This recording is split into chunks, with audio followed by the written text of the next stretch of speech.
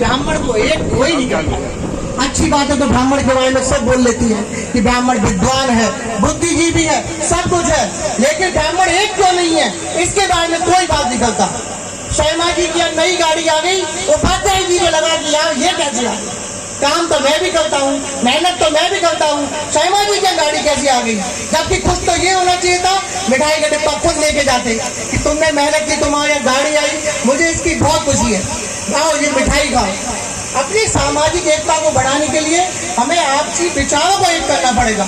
जब तक हम एक नहीं होंगे, जैसे ये दिन निकल रहा है, हम सबको कहना चाहिए एक दिन निकल रहा है, और हम में से कोई हमारा बुजुर्ग कह दे कि ये बात है तो हम सबको कहना चाहिए ये बात है, उसके लिए चाहे अपनी जान देनी पड़े। जब तक हमारे विचार ऐसे नहीं होंगे, बुलंद नहीं होंगे, हम एक नहीं होंगे, तब तक हमें कोई भी इसी तरह से बांट सकता है। अभी परसों की बात है, एटा कलेक्टेड वार्ड में हमारे चुने हुए सांसद जी श्री देवेश शाक्य जी आए थे। मंच का संचालन मैं ही कर रहा था। उन्होंने जाते जाते अपने भाषण में एक लाइन बोली कि हमारे राष्ट्रीय अध्यक्ष अखिलेश यादव जी ने कहा है कि पीढ़ी की राजनीति करनी है, पिछड़े, दलित, अल्पसंख्यक। फिर उन्होंने मंच में ये माइक बोझे थमा दिया। मैंने कहा कि माननीय सांसद जी ने अपने उद्गम शब्दों से सभा को अच्छी तरह से संबोधित किया। अब मुझे लगता है शायद एटा कासगंज दोनों जनपद का विकास अच्छी तरह से हो पाएगा, लेकिन सांसद जी ने एक गलती कर दी।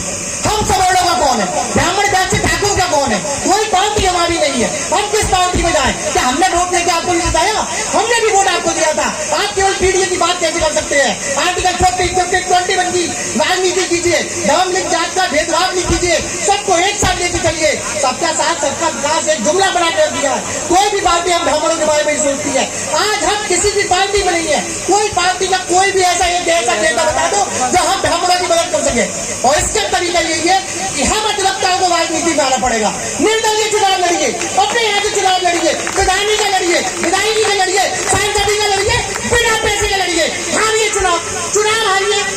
लेकिन आसपास के लोगों को पता तो चलेगा कि ब्राह्मण जन्म गया है, ब्राह्मण उठ गया है। अरे नहीं है हमका तो युगों युगों से धन नहीं है, लेकिन हमें सामर्थ्य है, हमें शक्ति है, हमें ज्ञान है, हमें साहस है, हम कर सकते हैं। और इस तरीके से जब साथ चलेंगे तो शायद हमारी ब्राह्मण एकता की भावना सफल हो सकेगी।